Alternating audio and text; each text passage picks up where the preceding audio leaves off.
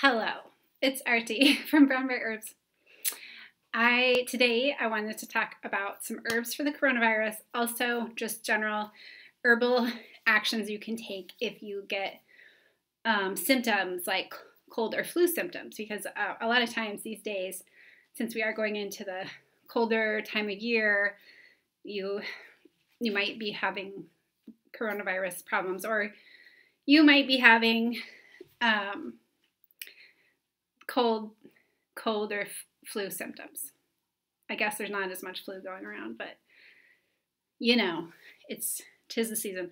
So, and really, ultimately, you might as well treat your symptoms that you're having if you do have the coronavirus or flu or cold.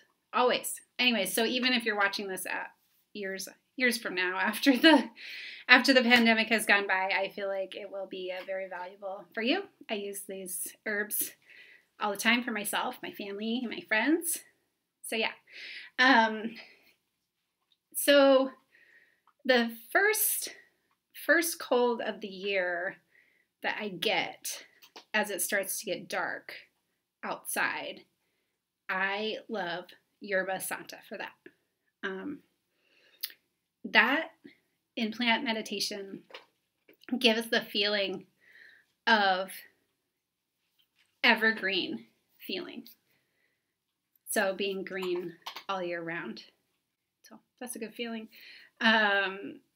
So I really like that, especially it feels like here in Portland, Oregon, it gets really damp. And that Yerba Santa, I feel like, has a really good, that also coincides with it getting really damp. So I'd be interested to hear how people feel using that for the first cold of the year in a drier climate. But I do think it's a good one to try. Historically, Yerba Santa was used for a number of lung conditions, including tuberculosis. You can tell that you might be getting a cold soon if you look at your tongue. I guess I'm in a goofy mood today, but look at your tongue. Sorry. Along the side. Both sides. If you see little bits of moisture, like almost look like droplets of moisture. I don't see it. It could be the video quality. Sometimes you can even see, oh, you guys really know me well. Sometimes you can even see like little bits of strings of saliva when you first open your mouth coming up from those right along the sides. Not like the exact side, but like in about a half a centimeter. That's your spleen area. So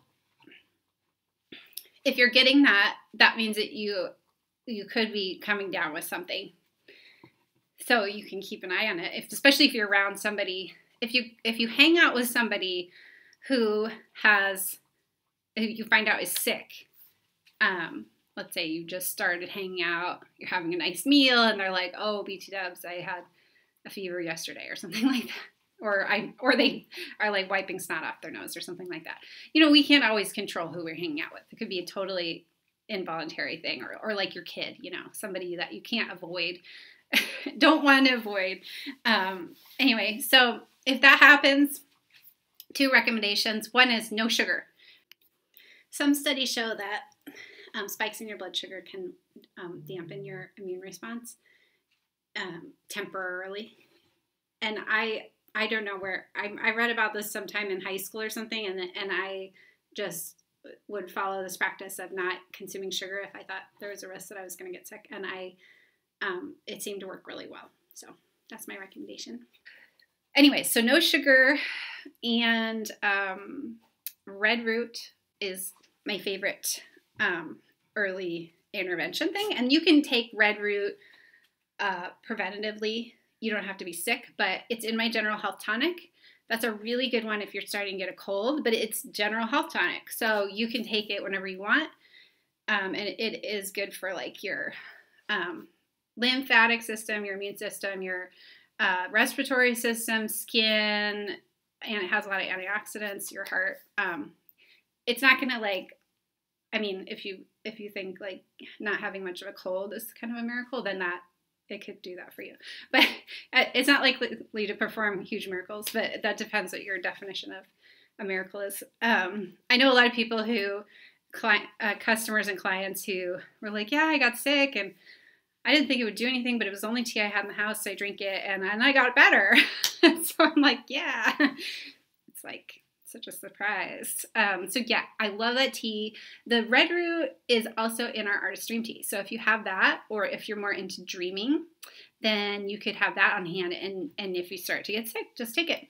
And both of those you could just take every day, no problem. And if you start to get the virus, or you're not sure, they're still fine to take. There are some herbs that people are kind of questioning, like whether it's good to take them during the virus. Like Astragalus is like a good one that boosts your immune system, but once you get sick, you don't want to continue to take it. So we do have Astragalus. If you're healthy, it's in the shop. If you're healthy, then you can take it to boost your immune system. Elderberry, it's in the shop. You can take it every day to boost your immune. You can continue to take it if you get sick. Yeah. So those will help with, there's some strategies for colds pretty much, or lung infections. Elecampane is a great herb for lung infections, and we have that in the shop as well. But all those last three as teas. Yerba Santa, the only thing we have in the shop is the True to You, and that's a smoking blend, but you can get the roll your own and take it as a tea. And I did that. I experimented with that since the pandemic and found that to be a nice option. I really like the flavor of Yerba Santa. It has it's very resinous. It has like a resiny quality. And then it has like kind of like a sweet, almost bubblegum aftertaste.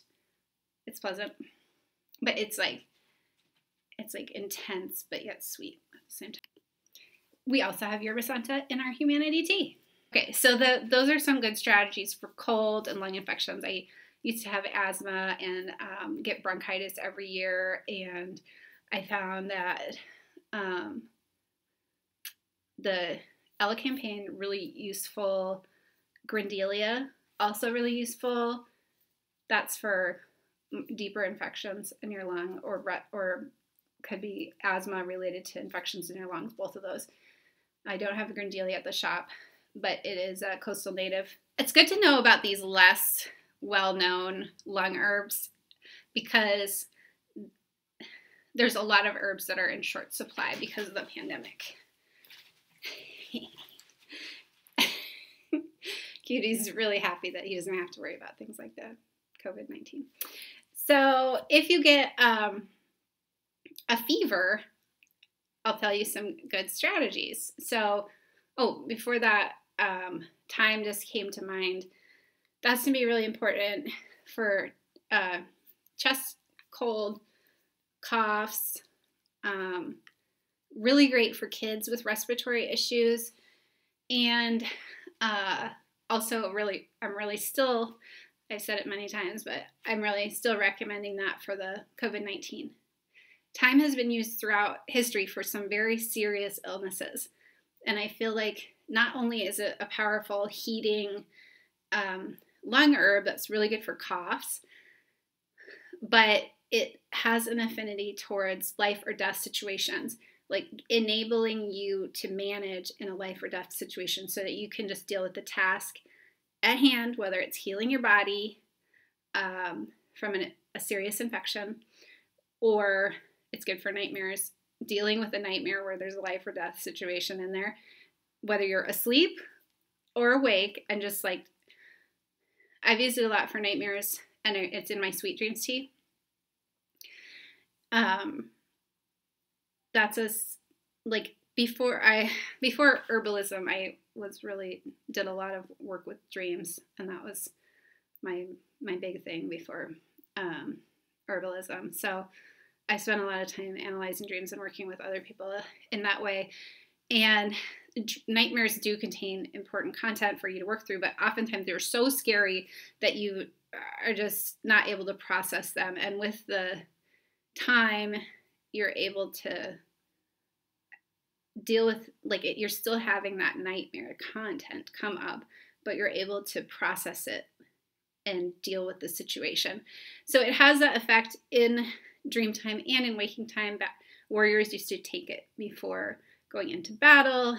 It's just used for whooping cough, anthrax, MRSA, which is a really bad usually hospital-acquired infection, or often. And just things where there's just really not a lot of great options. Thyme, the littlest herb, comes in and puts it in perspective. I love thyme. It's like, it's so easy to overlook it because it is a food herb as well, but it's a powerful herb. So that's in our Sweet Dreams tea, and that is in our Humanity tea. I did have some Humanity tea today, so maybe that's it, which also has yerba Santa in it, so maybe that's what I was thinking of it. So yeah, if you want the yerba Santa and you want the thyme, it's in our Humanity tea. It's great for a lot of things, but really nice to have if you're concerned about the pandemic, the increasing cases, because you have lung conditions, or just to be on the safe side, I recommend taking that. You could take it once or twice a day. And you could brew 1 cup and then re-steep those herbs later in the day. I think you could get 2 uses out of that. Although our bags of tea have a lot of servings in them, so just a lot. So you won't run out very fast. Okay, so for fevers, there are a couple little recipes that I like to use for fevers. One is lemon. I make, I wouldn't call it a tea. It's pretty strong. It should be intense. So take a lemon or 2, let's say 2 cups of water, the juice from a lemon or 2. You can, a lot of ginger, maybe 2 thumbs of ginger. And then you can use fresh ground pepper, a teaspoon. You could do more. Or you can do a jalapeno. Okay, depending on the size of the jalapeno, you could do a half to a whole, and your tolerance level. And so you're just going to boil that up and then strain it, and then you can add honey to taste. Honey's not really medicinal if you put it into something boiling. So you don't want to overdo it, but this is a pretty strong beverage, so the honey's for you to not be having a horrible experience. You could use agave if you're wanting to have less sugar. So that is really good, and I love that at the beginning of a cold or a fever. Kind of so stimulating and spicy that it's moving things through you faster.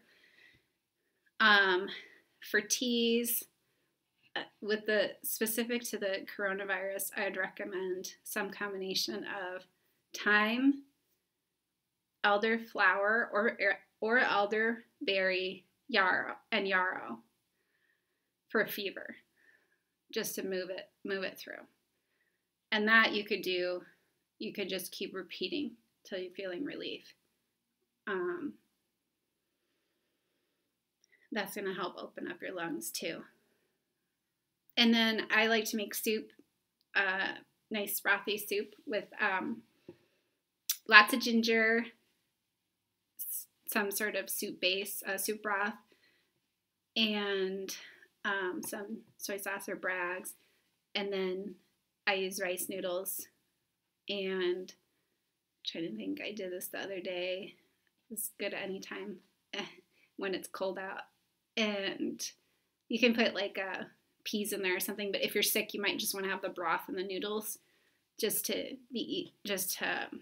starve a fever, so that you just get some liquids and some white food that is going to be calming to your system for the fever. So mostly just a lot of ginger, broth, and salt, the Bragg's or soy sauce. And then you can put in, sometimes I put in tofu, but just a little bit. And that's kind of like the T2, where you're just getting a lot of like oh, and jalapeno. You can add jalapeno in there for spice too, or the pepper. So it's very similar. It just doesn't have the lemon, which the lemon is great for the vitamin C too. So anyway, you can do both. If you get a fever right now, then I would suggest doing all three of those things. So those are things you can stock up on the teas.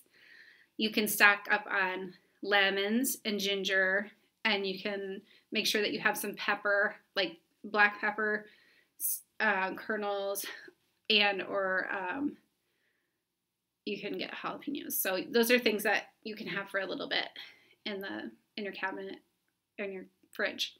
So you could get those, just have them on hand and use them for other stuff in the meantime. So I'm trying to think if there's anything else. Oh yeah, so we also have in stock Lomatium as a tincture. That's one I dreamt about about a month before I found out about the pandemic, and that one has been used by Native people in the Pacific Northwest as an extremely strong antiviral, and it may be the most strong native antiviral that we have in the U.S. So I believe it was used for the Spanish flu successfully. People still would get the flu, but not the areas that were using it didn't have the deaths. So we have that. And then I also stocked up on Baikal skullcap, which is one of the key herbs they were using in China for COVID-19. So before we got it, that's what was being used by a lot of practitioners in China, along with some other herbs, but that's a good antiviral. So we got a lot of things for you, and it's good to know about these herbs anyways, because like you don't have to be miserable for a week if you have a cold. You could get on top of it, really kick it in the butt, and get used to looking at your tongue when it's normal, because the other thing too is like I do consultations with people, and you can when I do that, I often have people send me pictures of their tongue and stuff. But if you get used to it and you're like, oh, like I've got those stringers on the side of my tongue where it looks like it's really moist compared to normal, then you can just nip it in the bud. You can be like, even if you don't, let's say you don't have red root on hand, you could do something like elderberry and just be like, now's the day where I take like a ton of elderberry, have like spoon after spoon, or it's super safe. So you could probably drink a half a jar as long as it's not made with alcohol. Anyway, I hope that you're really well and you don't get sick. But if you do get sick, there's plenty of herbs in Mother Nature's medicine cabinet that will help you. And knowing about them and using them will really empower you to have a better life, better days for the rest of your life, and for the people that you love. If you like this video, please like and subscribe.